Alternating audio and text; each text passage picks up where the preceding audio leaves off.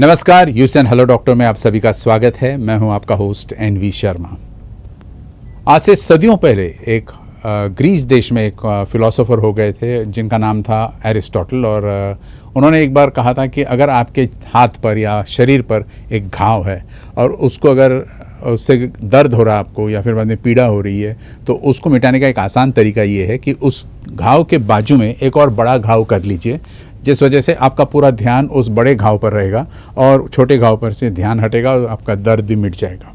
उस समय उनका मजाक उड़ाया गया था, लेकिन आज सदियों बाद आज की स्थिति में जब हम देखते हैं तो ये कितना सही साबित हो रहा है। क्योंकि पहले छोटी मोटी बीमारियां, सर्दी ज़ुकाम के लिए भी हम डॉक्टर्स के पास चले जाते थे, लेकिन आज बड़े बड़े बीमारियों को भी लेकर हम नहीं जा रहे, बल्कि हम सब डरे हुए एक महामारी से जिसका नाम है कोविड-19।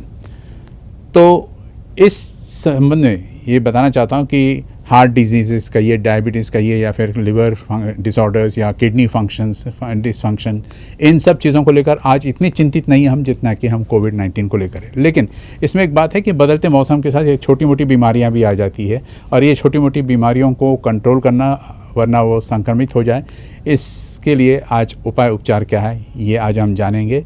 और आज हमने हमारे स्टूडियो में आमंत्रित किया है डॉक्टर अश्विनी तायडे को। मैं इससे पहले कि उनसे बातचीत शुरू करूँ एक संक्षिप्त परिचय देना चाहता हूँ। इन्होंने एमडी किया और उसके बाद इन्होंने डीएनबी यानी डिप्लोमेट ऑफ नेशनल बोर्ड भी हासिल है इन्हें। इस डिप्लोमेट ऑफ नेशनल बोर्ड के तहत इन्होंने फेलोशिप कोर्स भी कर दिया इन्फेक्शियस डिजीज़ में, और knowledge in tropical and clinical medicine and travellers health का सर्टिफिकेट इन्हें यूएस से हासिल है। अलावा इसके वेन स्टेट यूनिवर्सिटी और Henry Ford hospital Detroit USA से भी इन्हें ऑब्जर्वरशिप का करने का मौका मिला है।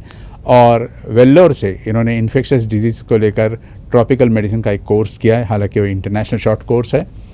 लेकिन सबसे सराहनीय कदम इनका ये रहा कि विदर्भ एसोसिएशन ऑफ इंडिया ने इनके सराहनीय कार्यों के लिए इन्हें यंग अचीवर्स अवार्ड से नवाजा है, और इनका स्पेशल इंटरेस्ट, खास रुचि इनकी अडल्ट वैक्सीनेशंस और HIV या फिर बाद में ट्रांसप्लांट ID या ज़ूनोसिस जैसी विषयों पर इनकी एक अच्छी पकड़ है। फ़िलहाल ये किंग्सवे हॉस्पिटल, मेडिटेना हॉस्पिटल और न्यू इरा हॉस्पिटल में कंसल्टेंट के तौर पर कार्यरत है, और अलावा इसके Krishna multi speciality hospital Ramdaspeth में इनका कंसल्टेशन भी चेंबर भी है। बहुत बहुत स्वागत है मैडम। मैडम, आपकी एक लंबी चौड़ी लिस्ट है, academic list, and I should compliment you for these achievements. और जैसे कि हमने दर्शकों से कहा कि आज हम इन्फेक्शियस डिजीज़ के बारे में बात करेंगे, उसको कैसे कंट्रोल किया जा सकता है। लेकिन सबसे पहले जानना चाहता हूँ कि इन्फेक्शियस डिजीज़ होते क्या हैं और इसका आपके डेली यूज़ में ये कैसे कारगर साबित होता है।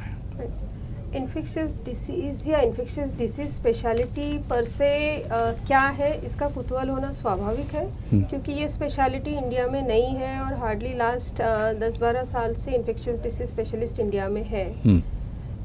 स्टार्टिंग से लेके 8-10 पिछले 7-8 साल से मुझे ये सवाल पूछा गया है कि इन्फेक्शियस डिसीज़ स्पेशलिस्ट मतलब आप एग्जैक्टली क्या देखते हैं, मलेरिया, डेंगू, टाइफाइड या इसके अलावा भी और कोई इन्फेक्शन देखते हैं इन्फेक्शियस डिसीज़ में। तो ये सारे सवाल सबके मन में आते रहते हैं, क्योंकि इसके बारे में अभी भी जागरूकता है नहीं लोगों में। जी। देखा जाए तो इंडिया में जो मौत का प्रमाण है या डेथ रेट बोलेंगे, उसमें 3rd कॉमन रीज़न इन्फेक्शन है। So infectious disease is really important speciality in India. तो थोड़ा इलेबरेट करना चाहूँगी। बिल्कुल। जैसे कि HIV और TB है, जिसके लिए हमेशा हम बहुत सारे स्टैटिस्टिक आते रहते हैं, बहुत सारे न्यूज़पेपर आर्टिकल्स आते रहते हैं। HIV जब शुरू हुआ था तो हार्डली कोई दवाइयाँ थी HIV में। HIV ट्रीट करना इज़ रियली चैलेंजिंग। प्रॉब्लम होता है HIV में कि आपका इम्यूनिटी कम होता है, और इम्यूनिटी कम होने के बाद में बहुत सारे टाइप के इन्फेक्शंस हो सकते हैं। हालांकि HIV के लिए दवाइयाँ बहुत अच्छी आई है अभी, और रेगुलर मेडिसिन लेने के बाद HIV काफ़ी हद तक कंट्रोल में रह सकता है। बट इम्पॉर्टेंट होता है इनिशियल पार्ट, जिसमें आप वो सारे इन्फेक्शन बराबर पकड़े और ठीक करें। सेकेंड है TB में जैसे अपना drug resistant TB, XDR, MDR TB जो बढ़ रहा है। इनिशियली हमको MP और आसपास वाले पेशेंट से, कभी UP से भी पेशेंट आ जाते हैं, बट अभी ये देखा गया है कि नागपुर और नागपुर के आसपास वाले एरिया में भी ड्रग रेजिस्टेंट TB काफ़ी हद तक के मिल रहा है। ड्रग रेजिस्टेंट टीबी और नॉर्मल टीबी में हम अगर डिफरेंस क्या- करना चाहेंगे तो नॉर्मल टीबी में आपका जो रूटीन दवाई है, जो 6 मंथ दवाई, वो काम कर जाता है। पर ड्रग रेजिस्टेंट टीबी में एक तो दवाई आपकी बहुत ज़्यादा होती है, साइड इफ़ेक्ट ज़्यादा होते हैं, ड्यूरेशन ज़्यादा होता है, कॉम्प्लिकेशन ज़्यादा होते हैं। तो उसको समय पे पकड़ना, प्रॉपर टेस्ट करना और प्रॉपर मेडिसिन देना बहुत ज़रूरी है। तो ये अगर सब चीज़ें साथ में हो जाए तो पेशेंट का रिकवरी और आउटकम अच्छा होता है जी। और काफ़ी पेशेंट्स इससे रिकवर हो मतलब चुके हैं। Early detection helps you lot. Definitely early detection and proper testing and science इतना एडवांस हो गया है कि बहुत अच्छे जेनेटिक टेस्ट अवेलेबल है even in government setup and outside. तो वो सारे जेनेटिक टेस्ट आप प्रॉपर टाइम पे अगर यूज़ करते हैं तो आपका आउटकम इम्प्रूव हो सकता है। जी। फिर साइंस इतना एडवांस हो रहा है कि अपने पास ट्रांसप्लांट हो रहे हैं नागपुर में, पर्थ से अपना liver transplant, heart transplant, kidney transplant तो बहुत साल से हो रहे हैं। ट्रांसप्लांट के साथ में कीमोथेरेपी और कैंसर का प्रमाण भी बहुत बढ़ रहा है। वो सब कीमोथेरेपी रिलेटेड इन्फेक्शंस होते हैं। इनफैक्ट जो आर्थराइटिस या वात बोलते हैं उसमें नए नए मेडिसिन आ रहे हैं जैसे बायोलॉजिकल्स है।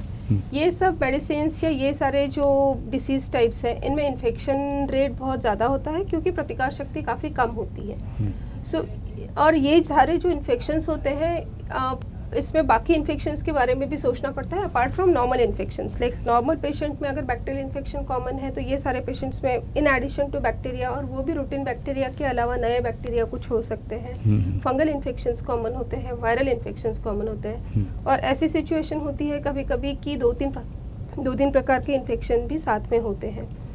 तो अगेन एज आई सेड कि hit it hard and treat it fast, तो ये सब चीज़ें यहाँ पे ज़रूरी होती है। और इसका इन्फेक्शस डिसीज़ या ये सारे इन्फेक्शन का नॉलेज ज़रूर हेल्प करता है ये सब पेशेंट्स को इन्फेक्शन से निकालने में या अवॉइड करने में इन्फेक्शंस।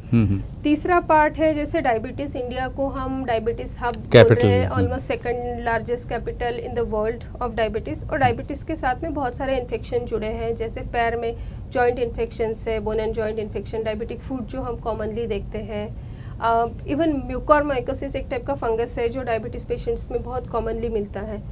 तो ये सारे जो इन्फेक्शंस है उसको ट्रीट करने के लिए you need particular knowledge about the disease, क्योंकि ये सारे फंगस डिफरेंटली बिहेव करने होते हैं, उसको बहुत एग्रेसिवली ट्रीट करना होता है। काफ़ी बार surgery plus medicine, anti fungal, antibiotic, ये सब चीज़ें साथ में लगती है, तो मल्टी स्पेशलिटी अप्रोच चाहिए।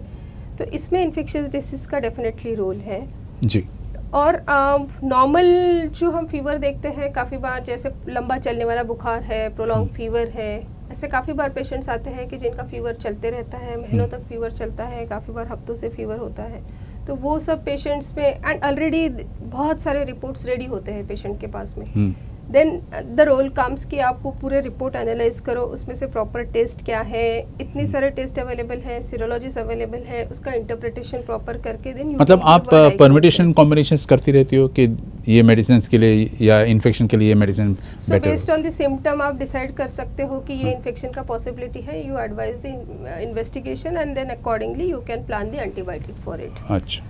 और एक इम्पॉर्टेंट चीज़ मैं बोलना चाहूँगी, हर फीवर मतलब इन्फेक्शन नहीं होता है। काफ़ी बार जैसे ये प्रोलॉन्ग फीवर वाले पेशेंट्स मैंने कहा, उनमें हर बार इन्फेक्शन ही है, ज़रूरी नहीं है। जैसे टीबी इंडिया में बहुत कॉमन है और काफ़ी बार टीबी मिल जाता है, बट अनफॉर्चुनेटली इसी रीज़न की वजह से कुछ पेशेंट ऐसे होते हैं जिनमें टीबी की टेस्ट पूरी नहीं होती है, उसके बावजूद टीबी का दवाई मिल जाता है। बट एक चीज़ याद रखना ज़रूरी है कि हर फीवर मतलब इन्फेक्शन नहीं होता है। काफ़ी बार वात या बाकी और बहुत सारे कारण हैं जिसकी वजह से फीवर हो सकता है जी। सो ये सारी चीज़ें हैं जिसमें infectious disease daily day to day life में व्हाट वी सी। जी मैडम, एक पूछना था आपसे, जैसे सीजनल चेंजेस होते हैं, अभी मानसून के बाद अभी समर के बाद अभी मानसून का सीज़न स्टार्ट होता है, फिर मानसून के बाद विंटर, और विंटर के बाद वापस समर। तो ये सीजनल चेंजेस जब होते रहते तब काफ़ी कुछ इन्फेक्शियस डिजीज़ देखने को मिलता है। तो क्या वजह है कि ये आइडियल कंडीशंस है बैक्टीरिया के लिए, माइक्रोब्स के लिए सर्वाइव करने के लिए? देखा जाए तो हाँ, जैसे मानसून के साथ में हमको मिलता है डेंगू, मलेरिया और ये सब, एंड बेसिकली ये सारे वेक्टर बॉर्न डिसीजेस हैं। तो ये जो भी वेक्टर्स है या इंसेक्ट्स आप बोलेंगे, ये सब फ्लरिश होते हैं मानसून सीजन में, एंड उसके बाद they transmit the infection to human being. And उसकी वजह से ये सारे इन्फेक्शंस हमको ट्रॉपिकल सीजन में ज़्यादा मिलते हैं। हाँ। दूसरी चीज़ है टाइफाइड, हमको ये सीजन जी। में बहुत ज़्यादा मिलता है। मलेरिया, मलेरिया ज़्यादा कॉलेरा। मिलता है। Malaria and all is basically because of the mosquitoes. Cholera, typhoid, ये सारे जो है ये water logging, water sanitation, sometimes improper hygiene, ये सारी चीज़ों की वजह से जो मानसून रिलेटेड मतलब it can be controlled, it can be controlled. Definitely. जी जी, आपने ट्रॉपिकल डिजीज़ कहा, तो ट्रॉपिकल डिजीज़ इस वजह से कि इक्वेटर के आइदर साइड पर ये जो ट्रॉपिकल क्लाइमेट या कंडीशंस प्रिवेल करती है, उसकी वजह से ये हेल्प हो जाता है बैक्टीरिया को, माइक्रोब्स को। हाँ, मतलब ट्रॉपिक्स में जो डिसीजेस होते हैं वो नॉन ट्रॉपिकल कंट्रीज से कंपैरेटिवली थोड़ा डिफरेंट होते हैं। जैसे डेंगू, मलेरिया अपने यहाँ पे जितना कॉमन है उतना वेस्टर्न कंट्रीज़ में, यूरोपियन कंट्रीज़ या अमेरिकन कंट्रीज़ में नहीं होगा। सो बेसिकली जो ट्रॉपिकल एरिया में जो वेदर कंडीशंस होती है वो फेवर करती है ये सारे डिसीजेस को या बैक्टीरियाज, वायरसेस को एंड वेक्टर्स को, इसलिए ये सारे डिसीजेस अपने एरिया में कॉमन होते हैं। एक बात पूछना है आपसे, जैसे फॉर एग्जांपल फ्लू है, स्वाइन फ्लू है, बर्ड फ्लू है, चिकनगुनिया है, और भी इस किस्म के जो बैक्टीरियल इन्फेक्शंस होते हैं, तो ये बेसिकली सब सेम रहते हैं या फिर इनमें कुछ वेरिएशंस होते हैं और जिस वजह से इनका ट्रीटमेंट का मोड भी अलग हो जाता है? स्वाइन फ्लू बेसिकली जो है, स्वाइन फ्लू, बर्ड फ्लू, ये सारे फ्लू कॉमनली बर्ड्स से एनिमल्स में मिलते हैं और फिर वो वायरस में कुछ म्यूटेशन या चेंजेस होते हैं जिसकी वजह से वायरस ह्यूमंस में सरवाइव कर पाता है एंड ह्यूमंस में इन्फेक्शन करना शुरू करता है। अदरवाइज बेसिकली सब zoonotics, all this mainly are zoonotic diseases जी, and that is how swine flu established in to humans. इंसान एक करियर बन जाता है इसका, हाँ बोल सकते हैं, एनिमल से वो जब इसमें ट्रांसमिट हो जाता है तब। दैट रिमाइंड्स मी कि हम लोग जब कोरोना वायरस की बात करते हैं तो ये तो कोविड-19 है, लेकिन इसके पहले 2 स्ट्रेन्स और भी कोरोना के थे, for example SARS if you remember and MERS. तो डिफरेंसेस क्या हो जाता है इनमें फिर, क्योंकि if it is a flu, it is a flu. तो बेसिकली नॉर्मली जो सर्दी खांसी होती है उसमें भी जो ये कोरोना वायरस है, SARS CoV, MERS CoV, COVID, ये सारे कोरोना वायरसेस है। नॉर्मली भी जो सर्दी खांसी होती है उसमें भी कोरोना वायरस कॉमनली होता है, हालांकि ये एनिमल्स में कॉमनली होता है, बट ह्यूमंस में भी हमको सर्दी खांसी में कोरोना वायरस मिलता है। बस डिफरेंस ये है कि नॉर्मल कोरोना वायरस जो हमको मिलता है उसमें कॉम्प्लिकेशन रेट बहुत कम है, और सार्स को भी हुआ, मर्स हुआ या कोविड हुआ, उनमें कॉम्प्लिकेशन रेट ज़्यादा है। और कोविड में द इम्पॉर्टेंट पार्ट इज़ इसका इन्फेक्टिविटी ज़्यादा है। इन्फेक्टिविटी मतलब एक से दूसरे को होने का चांस जो है वो बहुत ज़्यादा है कोविड में, और इसीलिए शायद कोविड इतना स्प्रेड होकर इट्स ऑलमोस्ट पैंडेमिक सिचुएशन। जी, पैंडेमिक हो गया है बिल्कुल।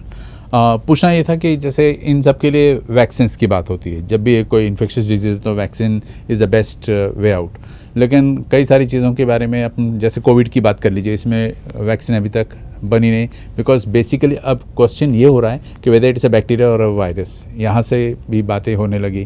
Then different modes of treatment इसका है, तो वैक्सीन का क्या रोल हो जाता है, उसकी क्या भूमिका हो जाती है? वैक्सीन, फ्लू का वैक्सीन एस्टेब्लिश्ड है और हर साल नया वैक्सीन आता है। हाँ, हालांकि ये 100% इफेक्टिव नहीं है, क्योंकि फ्लू वायरस हर साल चेंज होते रहता है और उसके मल्टीपल स्ट्रेन्स होते हैं। सो जो वैक्सीन अवेलेबल है उसमें 4 स्ट्रेन होते हैं, ऑलमोस्ट 70% प्रोटेक्शन हमको मिलता है, which is good for a virus जो हर साल चेंज होता है। कोविड का वैक्सीन इज़ अंडर ट्रायल और अभी तक वैक्सीन मार्केट में आने के लिए थोड़ा समय है। वैक्सीन आने के बाद भी वो कितना लेवल तक काम करेगा वो भी डिबेटेबल है, but everyone is eyeing for the same vaccine.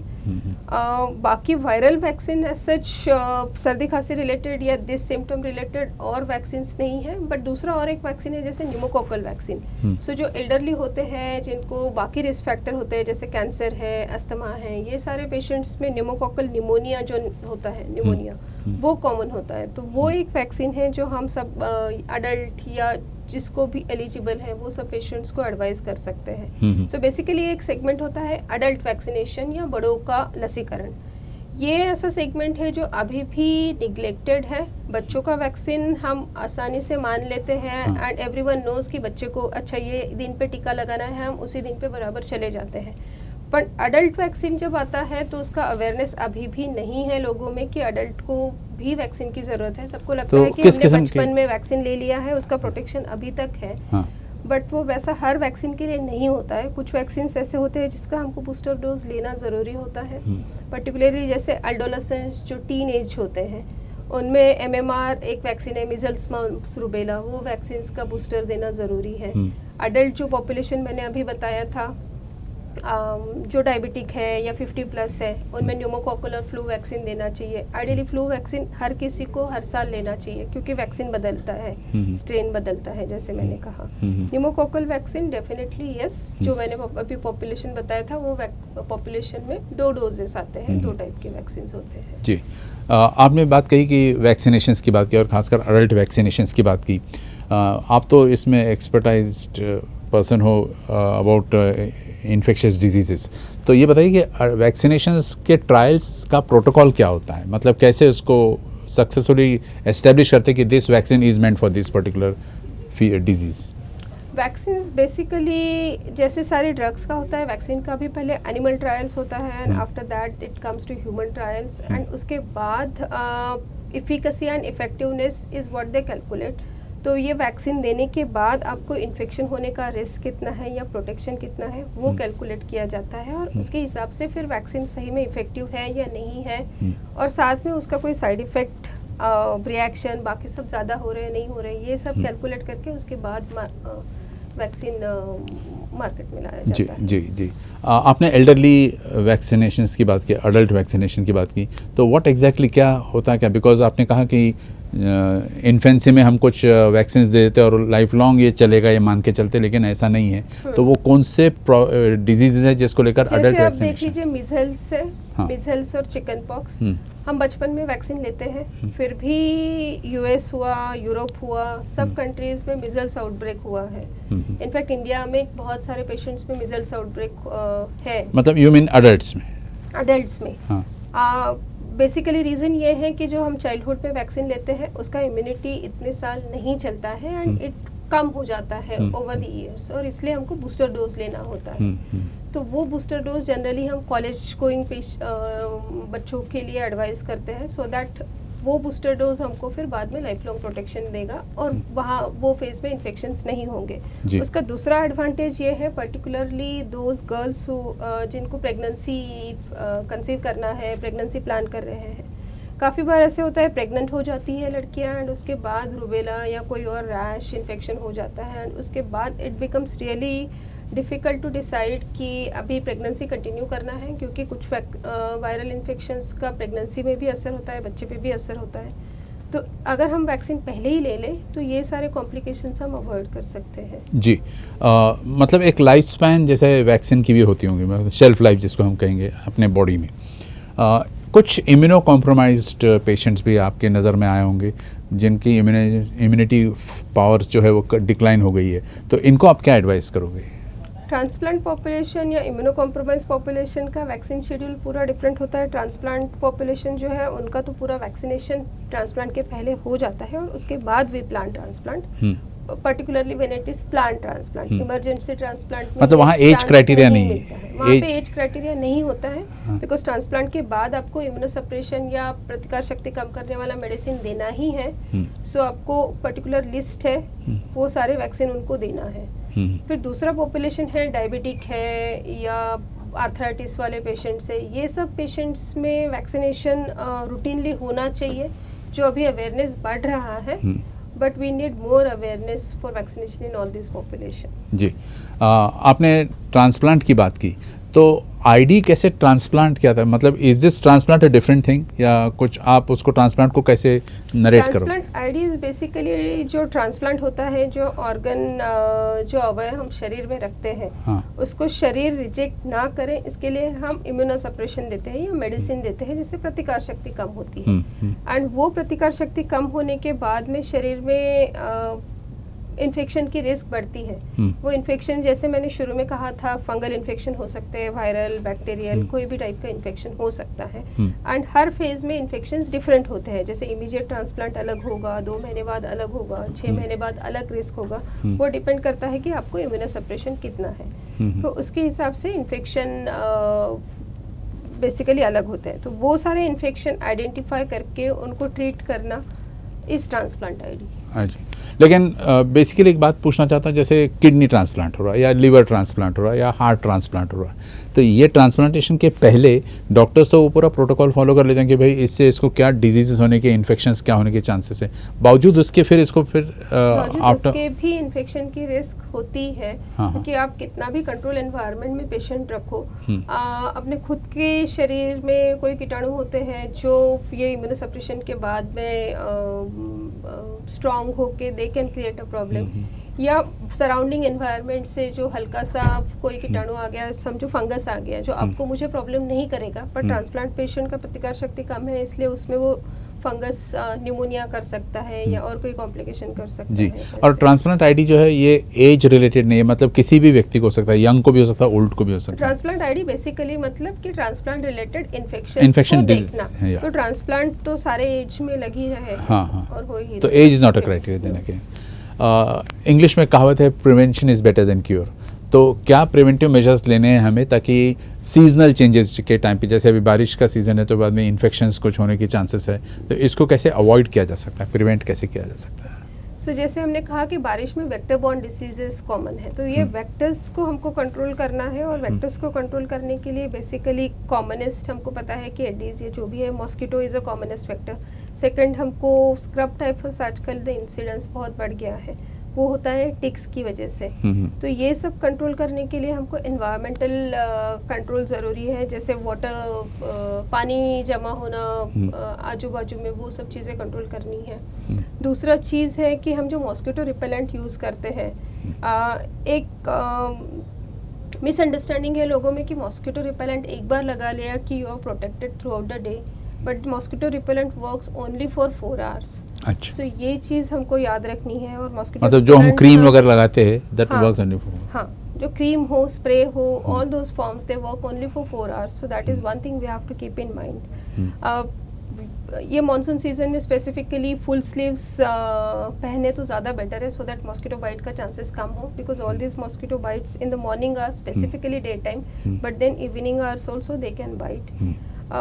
Mosquito repellent creams जो है वो जनरली सनस्क्रीन या जो भी आप क्रीम लगा रहे हो उसके बाद लगाना है, सो दैट आपका लेयर बना रहे और आपको प्रोटेक्शन बना रहे जी। और आप एवरी 4 आवर्स आइडियली आपको क्रीम रिपीट करना है। टिक्स के लिए ये है कि आप जैसे वॉक को जाते हैं, जैसे स्क्रब टाइफस पेशेंट्स आते हैं हमारे पास, तो हम पूछते हैं कि आप लॉन में गए थे, आपके घर में लॉन है, आप घूमने गए थे, क्योंकि टिक्स इसी ग्रीनरी से रिलेटेड होती है। तो आप जब भी आ रहे हो, आप उसके बाद आप वॉश ले सकते हो, या आपको और कहीं पे दिख रहा है कि कोई इंसेक्ट काटा हुआ है तो उसको हल्के से उठा के निकाल लीजिए। जी। अलावा इसके कुछ खास टिप्स देना चाहोगे आप पेशेंट्स को कि किन चीज़ों को वो ज़्यादा सावधान रहे इन टर्म्स ऑफ फूड या डाइट या हेल्थ या एक्सरसाइजेज जो भी कहिए? फूड इज़ इम्पॉर्टेंट, पर्टिकुलरली जब हम टाइफाइड या कोलेरा का बात करते हैं, और ये सारे इन्फेक्शंस मॉनसून में बढ़ते हैं।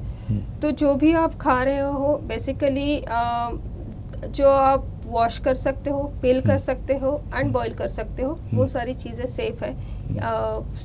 जो भी आप फ्रूट्स खा रहे हो उनको आप वॉश करके अगर पील कर सकते हो, ऊपर का कवरिंग निकाल सकते हो तो अच्छा है। ग्रीन वेजिटेबल्स अगर आप खा रहे हो तो अच्छे से वॉश कर लीजिए, एंड जो कुक कर रहे हो वो कुकिंग फ्रेश होना चाहिए, तो then it is good enough. जी जी। इवन हेपेटाइटिस ए, ई ये भी कॉमन होता के लिए, है हाँ, मानसून yes. में, तो वो सारी चीज़ें हम अवॉइड कर सकते हैं। बाहर का खाना बने तक अवॉइड करो, बने तक अवॉइड करो, सिंपल। या जी मैडम, आपको याद होगा जैसे एक जनरेशन पहले जो लोग थे, चाहे नदी का पानी हो, कुएं का पानी हो, इवन बिना उबाले उसको पी लेते थे और दे वर स्ट्रॉन्ग। तो क्या ये चीज़ें, उनकी जो हैबिट या लाइफस्टाइल थी उस जनरेशन के लोगों की, वो इतना स्ट्रॉन्ग हो गया उनके इम्यूनिटी सिस्टम कि उससे वो बचे रहे? लेकिन आज के ज़माने में बिल्कुल एक बच्चा भी एक्वागार्ड से वगैरह पानी पी लेता है, हाँ पीता है, फिल्टर्ड वाटर पीता है वगैरह। तो is it reducing his immunity power? कुछ हद तक ये सही है, क्योंकि इवन जो यूनाइटेड स्टेट्स है, बाकी जगह पे ये देखा गया है कि उन बच्चों में एलर्जी या ऑटो इम्यून इन्फेक्शंस का प्रमाण ज़्यादा है as compared to tropical countries. So basically ये इसीलिए है कि ओवर प्रोटेक्टेड एनवायरनमेंट में है, तो आप एलर्जेंस को एक्सपोज नहीं हो रहे हो, और उसकी वजह से ऑटो इम्यून या एलर्जी ये सारे इन्फेक्शंस ज़्यादा है।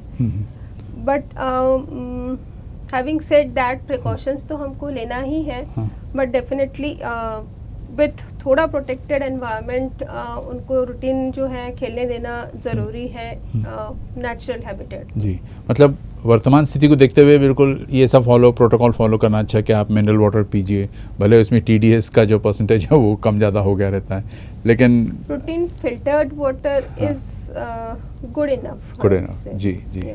एक और वायरस की बात करते हैं, जीका वायरस की बात करते हैं, तो ये क्या है और इससे कैसे इन्फेक्शस डिजीज़ को आप इसको कैसे रिलेट करोगे?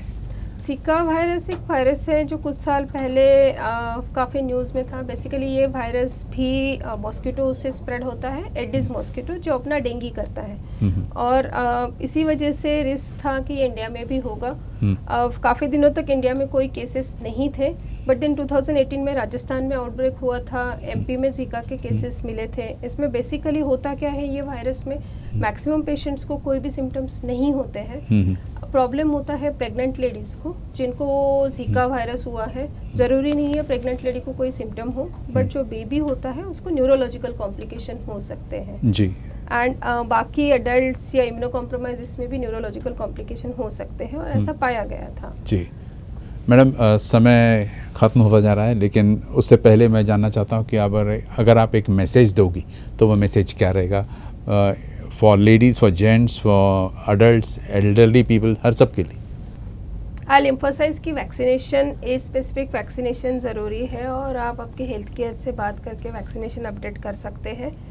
सेकंड इज़ वेक्टर बॉर्न के लिए जो प्रिकॉशंस है वो सारे प्रिकॉशंस फॉलो कीजिए, हेल्दी लाइफस्टाइल रखिए, एंड हर फीवर इन्फेक्शन नहीं होता है।